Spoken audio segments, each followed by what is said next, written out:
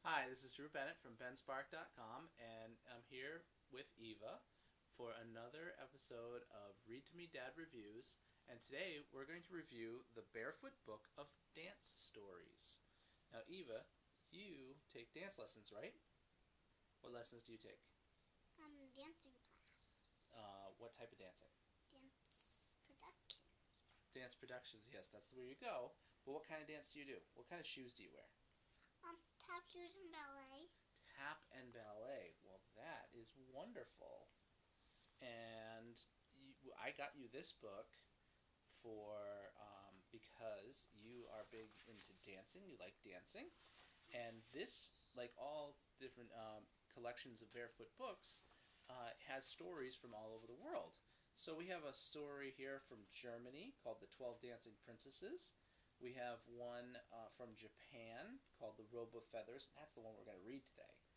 And there's one from the West Indies called "Making the Stone Smoke." That's a funny one. And one from Spain called "The Shepherd's Flute." And each one of these stories and songs goes together with a particular type of dance. So, for example, from the Czech Republic, there's "Dancing with the Birch Fairy," and that's a polka.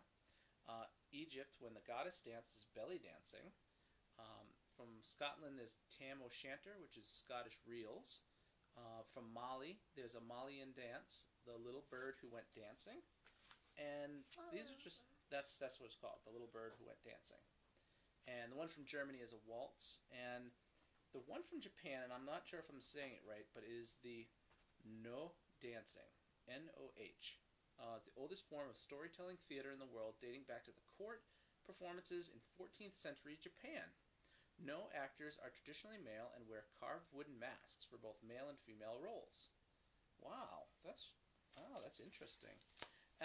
Also, like all different Barefoot books that are collections, this has a CD that has a bunch of it has all of the stories. They're read aloud, and by Juliet Stevenson, and she does some other ones. I think we've listened to these, so we're going to read the story, "The Robe of Feathers," and that's a story from Japan. So, okay, "The Robe of Feathers." Once a fisherman named Hakuru took his nets in hand to go fishing near the pine forest of Mio. He had not yet reached the shore when he saw a strange sight. Hanging on the branch of a pine tree was a beautiful robe made entirely of white feathers. Hakuru reached out, took the robe down, and was about to examine it closely when he realized someone was nearby. Looking up, he saw a beautiful maiden walking toward him. "Fisherman," she said, her voice light and liquid, "give me back my robe."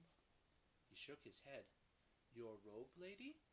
I think it too beautiful for one person. It should be placed with the other great treasures of Japan." "Oh, please, fisherman," she begged him, "give me the robe. Without it I cannot fly. If it is put away in a museum, I will never be able to return to my home in the skies. Oh, good fisherman, please give it back." Hakuru still shook his head. It was not that he was hard-hearted.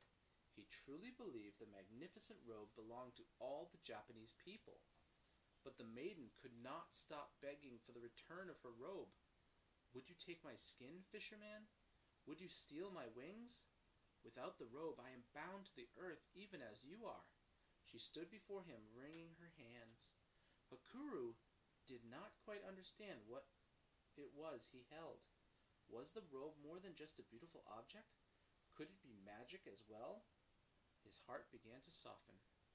"Maiden," he said, bowing to her, "I will give you back this robe of feathers for a price." "I have no money, fisherman. We celestial beings do not barter or trade. We take our living from earth and sky." She shook her head, and the waterfall of her hair rippled down her back. "You mistake me, maiden," Hakuru said. "I will give it back to you if you will dance before me." For he had heard that the celestial beings knew dances that no one on earth had ever seen. She shook her head again.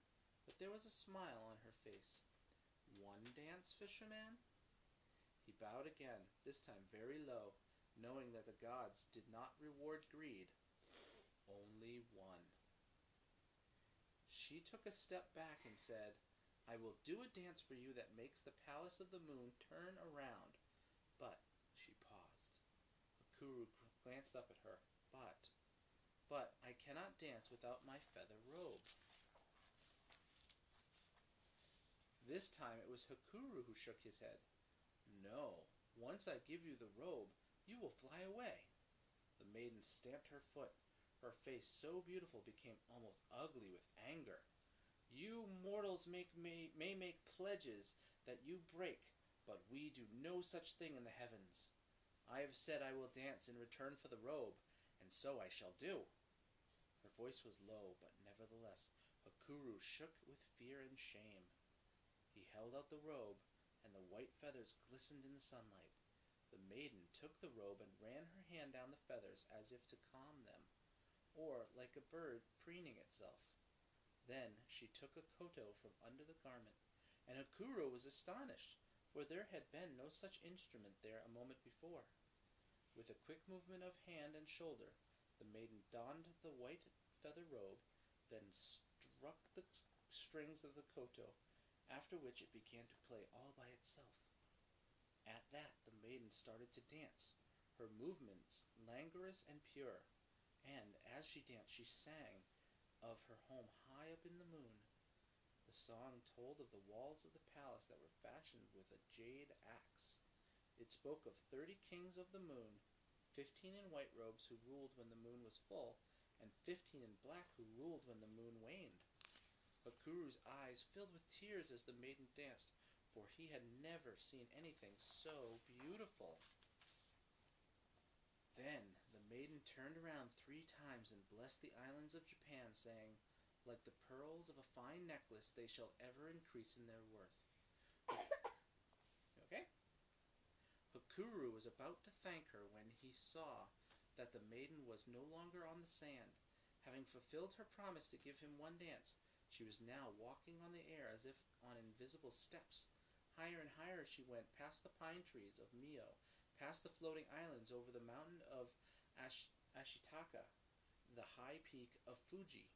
Now she no longer looked like a maiden in a white feather robe, but like a white bird flying upward to the palace of the moon. The fisherman fell to his knees and wept anew, promising to remember the robe, the maiden, and the dance. And he promised to remember this story as well. Look at that, isn't that beautiful? So this is... It's just like Mulan. Yeah, now this is a part of the book here. The illustrations are wonderful in this book. They're very beautiful. The stories are great. And did you like that story? Yeah. Yeah? And what did you like most about it? I liked all of it. You liked all of it? Did you like that she turned into a bird and flew away? Yeah. Yeah? Do you think that was interesting? Yeah? Okay. How about the other stories in this book? I think there's one in here that you really like. It's called The 12 Dancing Princesses. Yes. Yes. And what do you like about that story? They're tugging. They are. They're all helping each other put on dresses. Is this your favorite story of the book? She's tying that girl's dress. Yes, that's the little one. What do they call her? I don't know. Remember, you silly little, or what does she call the little sister? The littlest sister calls her Little Pretty Goose. Oh. Well, these stories and more can be found in the Barefoot books, the Barefoot book of dance stories. So thank you for visiting us again.